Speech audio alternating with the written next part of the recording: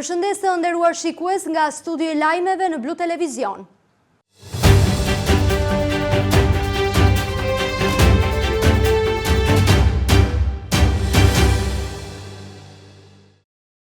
Edhe kjo e ka gjetur bregdetin e plazhit të vjetër në Vlorë me pushues të shumë vendas dhe turistë të huaj. Për Blu Televizion ata shprehen se qyteti ka ndryshuar ndjeshëm dhe sipas tyre ndryshimet janë pozitive. Megjithatë ata vlerësojnë se ka ende shumë për të bërë për përmirësimin e mëtejshëm të kushteve dhe shërbimeve në zona turistike. Edhe kjo e ka gjetur bregdetin e plazhit të vjetër në Vlorë të mbushur me pushues vendas dhe turistë të huaj, të cilët kanë zgjedhur këtë zonë për të kaluar ditët të nxehta të muajit gusht. Pushuesit që frekuentojnë Vlorën prej vitesh thonë se qyteti ka ndryshuar ndjeshëm dhe sipas tyre ndryshimet kanë qenë kryesisht pozitive. Megjithatë ata vlerësojnë se ka ende shumë për të bërë për përmirësimin e ndeshëm të kushteve dhe shërbimeve në plazhe apo zona turistike. Plazhi i vjetër mbetet një nga zonat më të preferuara veçanërisht për familjet. Hapësira e gjerë përgjatë bregut dhe deti i cekët e bëjnë atë të përshtatshëm edhe për familjet me fëmijë të vegjël, të cilët kanë më shumë mundësi për të luajtur dhe për të qëndruar pranë bregut. Edhe turistët e huaj që kanë zgjedhur Vlorën për pushimet e tyre verore japin vlerësime pozitive për qytetin. Një pjesë e mirë e tyre kanë zgjedhur pikërisht plazhin e vjetër, të cilët e konsiderojnë një ambient të qetë, familjar dhe të përshtatshëm për të kaluar pushimet e tyre. Nuk mungojnë edhe ata që shprehen se ka ende vend për të përmirësuar kryesisht në plazhin e vjetër, mbi të gjitha nostalgjikët të vlonjatët e vjetër, të cilët rikthehen sërish në plazhin ku kanë qëndruar më shumë kur kanë qenë fëmijë. Në Itali, në Prato. Në Prato, po, si gjithmonë, vim, çdo gusht, si gjithmonë. E vim, edhe kalojmë, jemi në vendin tonë, kemi mall, sa zbresim nga tragedi, na mbushë syt me nuk ka si vendi jot. Pavarësisht se kemi ikur për të punuar e për të ashtu, po nuk ka si vendi jot. Si të duk? Shumë mirë, sidomos edhe për fëmijët, ja sot më kanë ardhur. Vipi mbesa më kanë ardhur. Mirë. Çfarë duhet rregulluar? Tani të rregullojnë shumë gjëra, però piano piano, si i themi neve. Piano piano. Ta mendoj. Vëm për rërën ta kishim punuar se ande nga neve ku jemi e punojnë me traktor. Me traktor. E pastrojnë e bëjnë e kur vinë këta që kanë lokalet e tyre, që kanë privat, e kanë gjithë pastrojnë nga komuna. Parkeqës s'ka këtu, janë pa lekë, nuk ka shumë. Pastërtia mirë është, nga çka gjemë para është më mirë. Avash gjëra të rregullohen. It's a very beautiful, very touristic place, a lot of people. Ne jemi nga Polonia. Është një vend shumë i bukur me njerëz mikpritës dhe një vend i qetë. Kemi këtu rreth një javë dhe do të shndrojmë edhe për 2 ditë të tjera. Plazhi është shumë i pastër dhe shumë i mirë për fëmijët e vegjël. Jemi këtu prej të hënës. Mendoj se po, do e sugjerojmë edhe tek miqtë tanë. I like it, but I come here every year. Jam nga Belgjika, mua më pëlqen këtu. Vi prej shumë vitesh, më duket se prej 20 vitesh. Po, është e vërtet kjo, mendoj se ky plazh është shumë i mirë për fëmijët. Do e sugjeroj, po. Më pëlqen Vlora dhe ka ndryshuar nga viti në vit. Çmimet mendoj janë të mira, me sa shoh ka ndryshuar në markete, janë rritur pak. Po ne na pëlqen të qëndrojmë dhe e konsumojmë jashtë. Është më mirë. Më pëlqen këtu dhe ndihem mjaft mirë. Buy some stuff there, it's expensive. Thank you.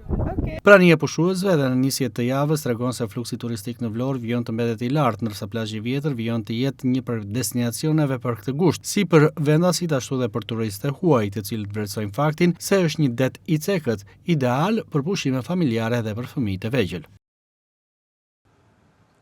Çmimet e apartamenteve në Vlorë janë në rritje, ndërsa sipas ekspertit imobiliar Ndritshime Minaj, kërkesa për qiraj gjithashtu e lartë, teksa ka interes të shtuar nga klientët italian, amerikan dhe lindor. Me Minaj e konsideron Vlorën një mundësi të favorshme për investim, veçanërisht zonën bregdetare të Radhimës. Çmimet e shitjes së pronave si apartamente dhe njësive të biznesit janë në rritje. Ndritshime Minaj, ekspert imobiliar, konfirmon faktin se rritja e çmimeve vjen si rrjedhoi e rritjes së kërkesës për blerje pronash. Sipas me Minajt, në lungomare çmimet e apartamenteve janë më të larta, duke variuar nga 1.800 deri në 2.500 euro për metër katror në vijën e dytë, ndërsa në vijën e parë nga 2.500 deri në 3.500 euro metri katror. Me Minaj thotë se në brendësi të qytetit çmimet e pronave variojnë nga 1.200 deri në 1.500 euro për metër katror. Çmimet janë të larta, themi drejtën, duke krahasuar edhe me kërkesën që na vijnë, domethënë këtë krahasim ta bëjmë me kërkesën edhe me ofertën që ne kemi. Shumica e klientëve që vijnë shprehen se çmimet janë të larta krahasuar me atë produkt që marrin, që ne u ofrojmë. Nuk mund ta themi me tipologji apartamenti, po mund ta themi me metër katror. Ajo është që ndan çmimin. Mund ta fillojmë nga më të lirat ose më shtrenjta si duash ti. Mund ta fillojmë nga lungomarrja. Lungomarrja normalisht ta fillojmë vijet dytë që janë nga 1800 deri në 2500 që është çmimi maksimal i tregut që ne kemi aktualisht për shitje.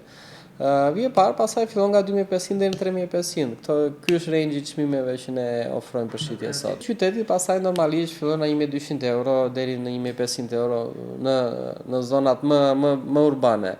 Pastaj sa më afër detit, patjetër që rritje çmimit është e ditur që. Atëherë, unë do thoya që këtë vit ne kemi pasur një kërkesë më të lartë se viti kaluar për qerat.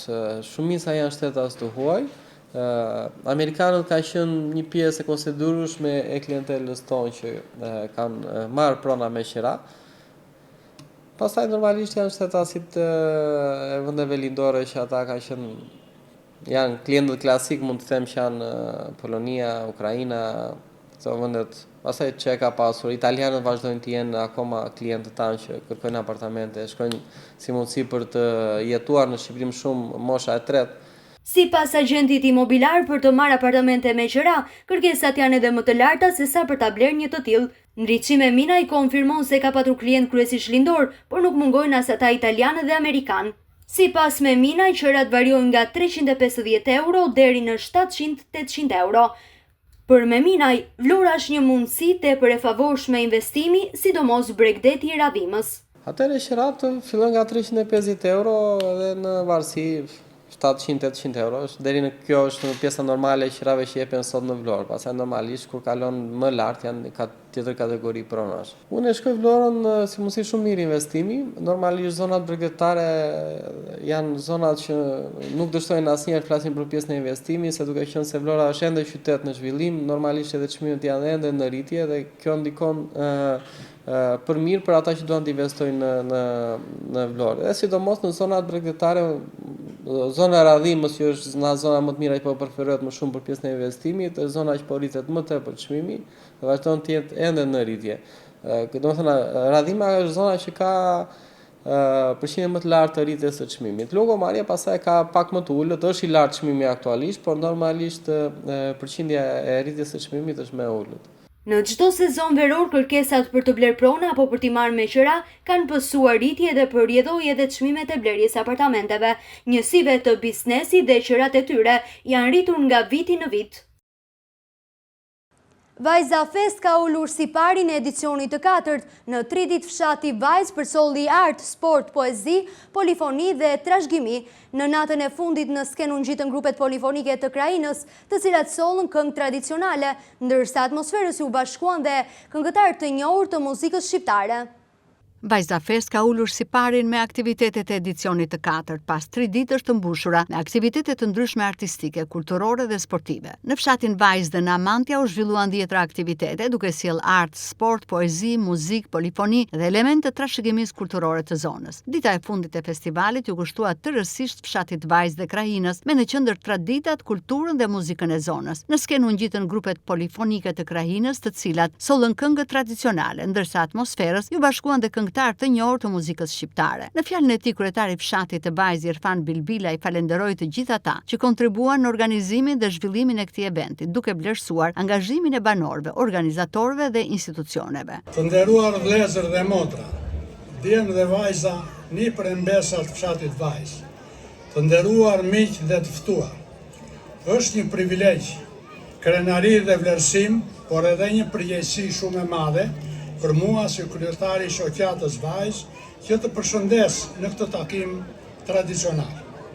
Me ju dashur vajzjot, miq dhe të ftuar, festuam dhe gëzuam së bashku në këto 3 ditë të festës. Jemi krenar për bijtë dhe bijat tona kudo ku ndodhen për pjesëmarrjen dhe kontributin e tyre për mbarvajtjen e festës. Vajza është fshati i luftës, i punës dhe i dijes, pasi bijtë e saj i kanë lënë gjurmë në historinë politike dhe kulturore të vendit tonë. Në festën e këtij viti na nderuan me pjesëmarrjen e tyre disa personalitete nga fusha e artit, kulturës dhe politikës. Na nderoi me pjesëmarrjen e tij kryeministri i vendit, zoti Edi Rama, ish presidenti i Republikës, zoti Bamir Topi, ministrat Blendi Gonxha, Toni Gogu dhe ministri i pushtetit lokal. Gjithashtu, në ndenoj me pjesëmarrjen e tjerë gjyqësorë njohur Plum Kulla, si dhe artistë, këngëtarë dhe grupe polifonike që zbukuruan në tek të festë të kthyer tashmë në tradicionale. Të nderuar pjesëmarrës, kemi 4 vjet që në bashkëpunim me Bashkinë Selenis dhe kryetarin e saj zotin Ertil Bello, që po organizojmë këtë festë me kontributin e pakursyer të familjes Sadushi, si dhe të birit nderuar të fshatit ton, zotit Armando Borë. Kryetari i Bashkisë Selenis Ertil Bello i theksoi se Vajza Fest tashmë nuk është thjesht një aktivitet i fshatit apo i krajinës, por një event që ka marrë për masa më të gjera. Sipas tij, një nga qëllimet kryesore të festivalit është promovimi i resurseve të shumta turistike, historike dhe kulturore që ofron Bashkia Selenis, ndërsa synimi është që në vitet e ardhshme festivali të vijojë me përmasa edhe më të mëdha. Po sot përmbyllet kreditori i Vajz Fest. Kjo është një fest që organizohet nga Bashkia bashkë me shoqatën e fshatit Vajz dhe i kalon kufit e fshatit, po i ka kaluar kufit e të bashkisë. Tani kjo fest është bërë një fest kombëtare, prezenca e shumë personaliteteve të politikës, të artit dhe të kulturës e bëjnë këtë fest me përmasa kombëtare. Kjo fest ka të bëjë me teqimin e trashëgimisë të rinj, por dhe me promovimin e pasurive që ne kemi si bashki. Trashëgimia kulturore, trashëgimia arkeologjike, pasuritë natyrore që kjo bashki i ka brenda saj, janë pikërisht ato 3 ditë, 3 net që ne i shfrytëzojmë. Edhe specialisti i trashëgimisë kulturore Semen Gjokoli e cilësoi Vajza Fest si një nga mënyrat më të mira për të përcjellë dhe promovuar vlerat e kësaj zone. Ai vlerësoi rëndësinë e aktiviteteve të tilla në promovimin e historisë, kulturës, traditave dhe trashëgimisë së pasur. Duke qenë që këtu ka jo vetëm anën tradicionale, atë të mikpritjes, po themu të kulinarisë, po edhe të grupeve folklorike të fshatit të zonës përreth. Këtu vinë edhe shumë artistë, vinë njerëz të shkencës, të kulturës, njerëz të aktrimit, vinë njerëz të krijimit, vinë njerëz të pikturës, pra shumë planshe. Dhe si e tillë, ajo tashmë përbën një lajm të rëndësishëm në fushën kulturore, në fushën e turizmit gjithashtu, dhe është një fest që tashmë është e konsoliduar. Në mbrëmjen përmbyllëse, grupet polifonike të zonës sollën në skenë këngë tradicionale, duke i dhënë festivalit një atmosferë të veçantë. Pjesë e programit dhe këngëtarja Irini Qiliako dhe grupi West Side Family, të cilët vijuan festën dhe krijuan një tjetër atmosferë në fshatin Vajz.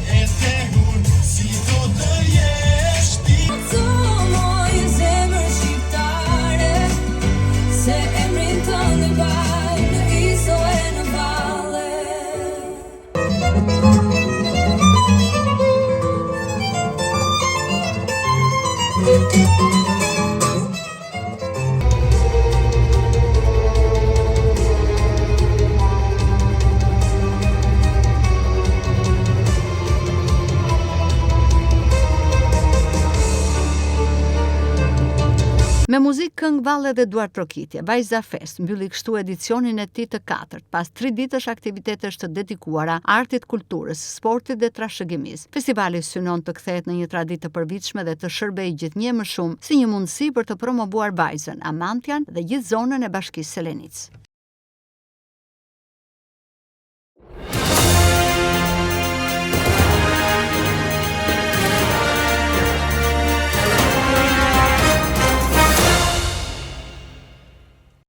Në policinë e shtetit do të ketë një njësi të re me fokus të posaçëm krimet mjedisore, kështu shpreh ministri i punëve të brendshme Besfor Llamallari në një takim me drejtuesit vendor të policisë së shtetit në 12 qarqe, ndërsa ka kërkuar një qasje më proaktive për zjarret ndryshe nga e shkuara. Në policinë e shtetit, sipas ministrit të brendshëm Llamallari, do të ngrihet një njësi e re për krimet mjedisore. Në policinë e shtetit do të ketë një njësi të re me fokus të posaçëm krimet mjedisore, kështu shpreh ministri i punëve të brendshme Besfor Llamallari në një takim me drejtuesit vendor të policisë së shtetit në 12 qarqe. Bashkë me drejtorin e përgjithshëm të policisë së shtetit Skënder Hita, ministri i punëve të brendshme ka kërkuar një qasje më proaktive për zjarret ndryshe nga e shkuara. Me miratimin e ligjit dhe hyrjen fuqi të efektet të tij, ka nevojë që edhe krimet mjedisore në total të kenë një strukturë të specializuar. Ne nuk mund të qasemi krime mjedisore si vepra do si do të rastit. Vetëm zjarret të vit, dëmi është i pallogaritshëm. Si në fondin pyjor, sa vite, sa gjenerata i duhet atij fondi pyjor të rikuperohet. Sot Europa mbar flet për krimet mjedisore. Ne nuk mund vazhdojmë të konsiderojmë prerjen e pyjeve apo lavatricet e lumenve, ndërtimet e palishme që bëhen aty dhe çdo kush i shef. Përveç se kur bëhen peskate i kanë ngel me vënçatin dhe ne pas e reagojmë, duhet absolutisht një qasje proaktive. Duhet ndryshojë kjo sjellje e trashëguar nga e shkuara, ku çdo vit kemi zjarre masive. Dhe roli i policisë pastaj përfundon duke shpëtuar jetë njerëzish, duke nxjerrë me zor nga banesat. Ndërkohë drejtori i përgjithshëm i policisë së shtetit Skënder Hita kërkoi nga drejtuesit vendor më shumë angazhim për sigurinë publike, sigurinë rrugore dhe sigurinë detare. Kushtoheni i rëndësitë të 3 komponentëve të sigurisë, asaj publike, sigurisë rrugore dhe sigurisë detare, reagoni në kohë si në parandalim, ashtu edhe në ndjekjen dinamike dhe profesionale të konflikteve dhe shqetësimeve të qytetarëve. Çdo komponent i sigurisë kërkon angazhim dhe përgjegjësi dhe rezultatet varen nga mënyra se secili prej nesh e përmbush detyrën. Kur flasim për performancë, nuk flasim vetëm për rezultatet që arrim në terren. Performanca dhe mënyra se si sillemi me qytetarët, mënyra si komunikojmë me ta dhe mënyra si komunikojmë me median. Qytetarët duhet të kenë policin pranë, të marrin përgjigje në kohë dhe të shohin profesionalizëm në çdo situatë. Dua t'ju falenderoj për punën dhe angazhimin tuaj dhe pres që këto porosi të shikojë të reflektuara në punën tuaj të përditshme, ka deklaruar drejtori i policisë së shtetit.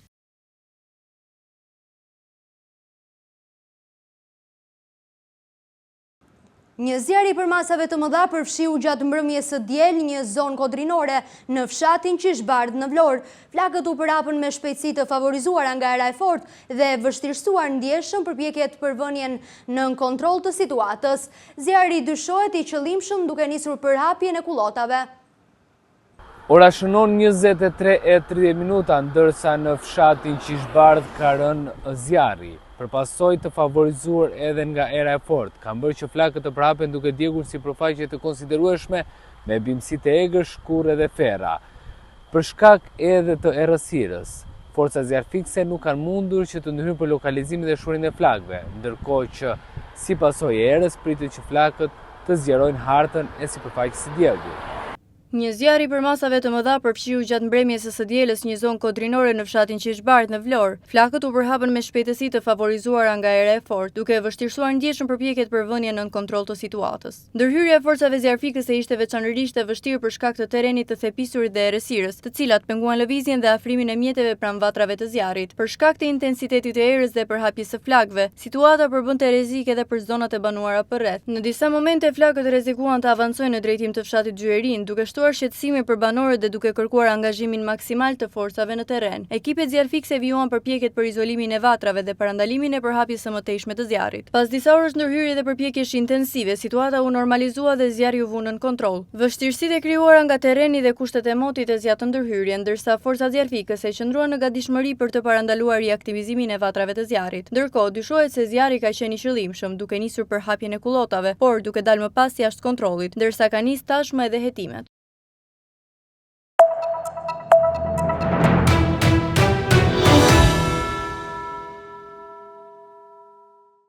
Vjojmë me zhvillime nga arsimi. Shkolla Industriale e Pavarësia po kthehet në një nga zgjedhjet e preferuara të të rinjve që kërkojnë të ndjekin arsimin profesional. Kjo sipas kreut të saj, Gentian Boçi, për shkak të interesit të të rinjve për degët që ofron shkolla, një interes në rritje nga viti në vit sipas tij. Shkolla Profesionale Industriale Pavarësia po kthehet në një nga zgjedhjet e preferuara të të rinjve që kërkojnë të ndjekin arsimin profesional. Interesi për degët që ofron kjo shkollë ka ardhur në rritje nga viti në vit. Edhe këtë vit, regjistrimet kanë shënuar një rritje me rreth 20-25%, duke vijuar të njëjtin trend pozitiv të regjistruar edhe një vit më parë. Sipas drejtorit të Shkollës Industriale Pavarësia Gentian Boçi, një nga arsyet kryesore të këtij interesi është mundësia që nxënësit pas përfundimit të shkollës të dalin në treg me një profesion të kërkuar dhe të kenë më shumë mundësi për të punësuar. Deri më tani ndër degët më të preferuara nga nxënësit renditen elektroteknika dhe teknologjia e informacionit, të cilat kanë tërhequr edhe numrin më të madh të regjistrimeve. Regjistrimet në shkollën industriale Pavarësia bëhen çdo ditë, pasi shkolla është e hapur çdo ditë edhe për të ndihmuar dhe orientuar qytetarët, të cilët vërtet mund të vinë arsim profesional, po rëndësi të madhe ka zgjedhja e një drejtimi të caktuar, i cili përputhet me ato që do dhe di, ndoshta nxënësi them ndoshta sepse në arsimin nëntëvjeçar nuk është se kanë njohuri të mëdha për profesion, dhe kjo është ajo që ne bëjmë çdo ditë duke sqaruar nxënësit dhe prindërit se çfarë ofrojnë të gjitha drejtimet e shkollës tonë. Regjistrimet kanë filluar në datën 6 korrik. Për fatin e mirë dhe për shkak të nevojave të mëdha të tregut, është vendosur që regjistrimet e arsimit profesional të vazhdojnë pa ndërprerje deri në besoj në datën 30 shtator, po dhe aktualisht sot që flasim, regjistrimet janë të hapura dhe do vazhdojnë të jenë të hapura deri në fund të shtatorit. Dhe kjo bëhet që t'u japin mundësinë të gjithëve për të regjistruar në arsimin profesional për arsye të kërkesave të mëdha të tregut punës dhe të asaj se çfarë ka arrin një nxënës pas mbarimit të shkollës profesionale. Sipas Boçit, tregu i punës është i hapur për të rinj që zgjedhin arsimin profesional, ndërsa kërkesa për profesionistë të kualifikuar vijon të jetë e lartë. Pikërisht kjo mundësi për t'u integruar më shpejt në tregun e punës po orienton gjithnjë më shumë të rinj drejt arsimit profesional. Shikoj, ne kur flasim termin fuqi punëtore nuk ekziston, sepse shkolla jonë nuk nxjerr fuqi punëtore, shkolla jonë nxjerr profesionistë, nxënës që të cilët kanë të drejtojnë, janë përgjegjësa teknik të profesionit përkatës dhe mund të kenë biznesin e tyre apo të drejtojnë të tjerët në punë, po tregu i punës ka një mungesë të theksuar të gjithë këtyre profesionit të shkollës tonë. Unë mund të jap vetëm një shifër. Fin kantieri me të cilin ne kemi firmosur marrëveshje dhe i cili do prodhojë një luftarake në ish bazën e Pashalimanit, kërkon brenda 2 vjetësh 500 specialistë të profesionit të shkollës tonë. Gjë që duhet që shkolla në këto të punoj 4 vite rresht për të plotësuar numrin 500.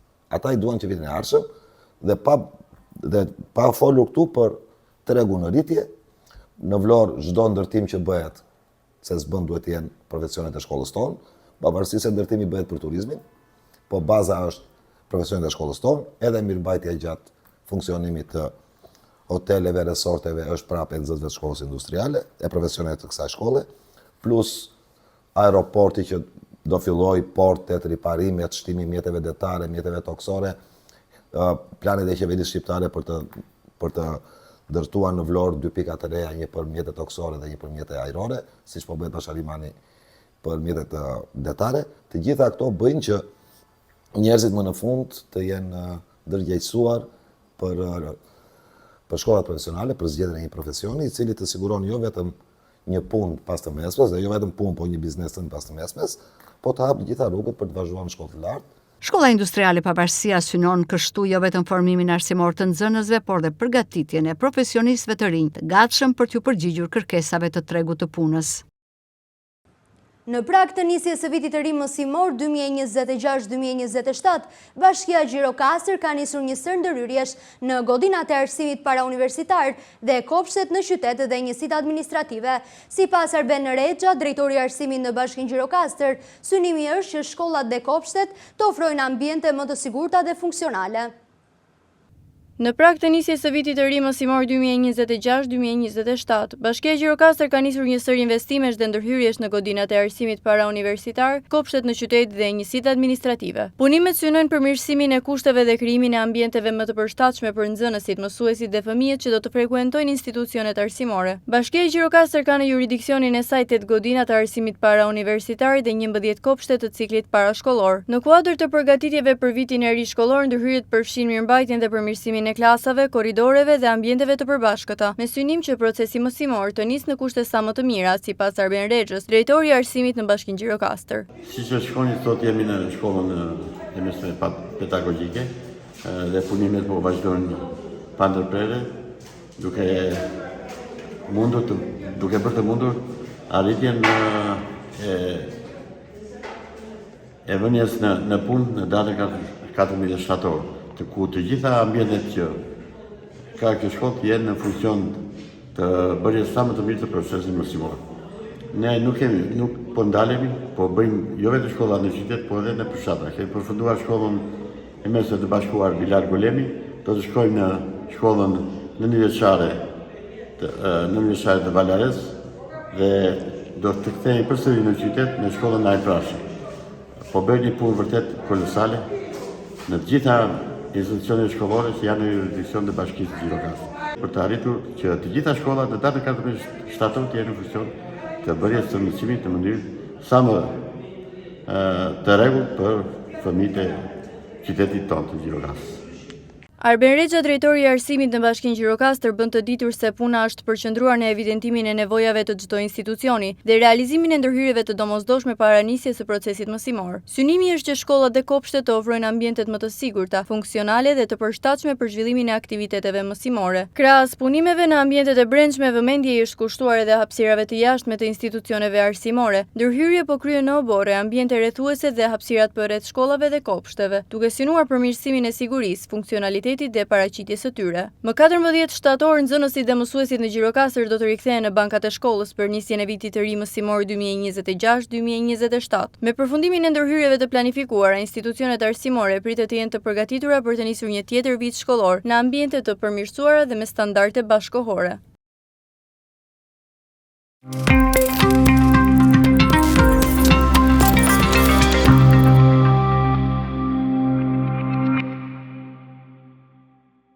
Rritja e çmimeve në shumë prej destinacioneve turistike të njohura në botë po i shtyn udhëtarët të kërkojnë vende ku përvoja e udhëtimit justifikon më mirë shpenzimet, sipas medias së njohur të udhëtimeve, e cila në listën e përgatitur ku renditen 12 vende kryeson dhe Shqipëria. Rritja e çmimeve në shumë prej destinacioneve turistike më të njohura në botë po i shtyn udhëtarët të kërkojnë vende ku përvoja e udhëtimit justifikon më mirë shpenzimet, shkruhet në faqen e njohur turistike Travel of Path. Sipas një vlerësimi të bazuar në përvojat e udhëtarëve që kanë eksploruar destinacione të ndryshme, ende ekzistojnë vende ku turistët mund të shijojnë natyrën, kulturën, ushqimin dhe mikpritjen me një kosto më të përballueshme. Në këtë panoram përfshihet edhe Shqipëria, e cila ofron plazhe, peizazhe natyrore, trashëgimi kulturore dhe gastronomi të pasur, duke mbetur një alternativë tërheqëse për turistët që kërkojnë të marrin më shumë vlerë për paratë e tyre. Në listën e përgatitur nga Travel of Path renditen 12 vende që ofrojnë një raport të favorshëm mes kostos dhe përvojës turistike, duke bërë ato zgjedhje interesante për udhëtarët që duan të shmangin çmime të larta të destinacioneve më të frekuentuara. Shqipërinë e konsiderojnë si një bukuri të paprekur dhe të ashpër të mesdheut përpara se turmat ta zbulonin. Ndërsa të gjithë të tjerët luftojnë për një hapësirë të shtrenjtë si një çadër në Greqi ose Kroaci, Shqipëria është aty pranë duke ofruar të njëjtin det, jon me ngjyrë blu elektrizuese. Ajo është sekreti më i ruajtur i Evropës lindore. Merrni me qira një makinë dhe udhëtoni në përqafën e Llogaras përgjatë Rivierës shqiptare. Është edhe një rrugë bregdetare drejtadreda dhe jashtëzakonisht dramatike, përveç tunelit që ju çon në qytete magnitëse bregdetare, ende të paprekur nga turizmi masiv si Himara. Nëse kërkoni lartësitë, drejtohuni në veri drejt bjeshkëve të Nemuna. Mund të ecni në shtegun spektakolar nga Thefi në Valbon, duke qëndruar gjatë rrugës në bujtina familjare të lira, të cilat shërbejnë vakte të shumta të përgatitura me produkte nga ferma në Tryezë, shkruan Travel of Path. Edhe sot janë shënuar rast të gjata të automjeteve në pikën e kalimit kufitar të Qafbotës, ku situata parashitet e rënduar, veçanërisht në drejtimin e hyrjes në Greqi, po kështu nëpërmjet doganës së Kakavijës gjatë 24 orëve të fundit kanë lëvizur në kufi rreth 12.000 persona. Trafiki rënduar në Qafbot, qindra mjete në pritje në kufi, kështu kanë vijuar dhe sot radhët e gjata të automjeteve në pikën e kalimit kufitar të Qafbotës, ku situata paraqitet e rënduar veçanërisht në drejtim të hyrjes në Greqi. Sipas të dhënave nga pika kufitare, vonesat kryesore janë krijuar për shkak të ritmit të ngadaltë të përpunimit nga pala greke, ku aktualisht puna po kryhet vetëm me 2 sportele. Në anën shqiptare ndërkohë shërbimi vijon me 4 deri 5 sportele, duke bërë të mundur një përpunim më të shpejtë të mjeteve dhe udhëtarëve. Në shesh pushimin pranë Qafbotës për momentin raportohet se janë në pritje rreth 500 automjete. Radha e mjeteve që vjen nga pala greke është e konsiderueshme dhe shtrihet deri në afërsi të pikës së kalimit kufitar në anën shqiptare. Situata ka nisur të rëndohet prej orëve të para të mëngjesit, që nga ora 5 së hënës, kur ka nisur puna në pikën kufitare të Qafbotës, e deri në këto momente llogaritet që përmes kësaj pike të kenë kaluar në hyrje dhe dalje rreth 3.000 persona. Fluksi i lartë i udhëtarëve dhe automjeteve lidhet edhe me sezonin turistik dhe lëvizjet e shumta të qytetarëve në këtë periudhë. Pritjet e gjata po shkaktojnë vështirësi për drejtuesit e automjeteve dhe udhëtarët, të cilët detyrohen të qëndrojnë për orë të tëra në radhë. Ndërkohë, puna me një numër më të kufizuar sportelesh nga pala greke po ndikon drejt për drejt në krijimin dhe zgjatjen e kolonës. Situata mbetet në zhvillim, ndërsa pritet që në vijim të merren masa për përshpejtimin e procedurave. Të nderuar shikues, kemi mbritur në fund të këtij edicioni informativ. Ju falenderoj për vëmendjen, bashkë mirupafshim.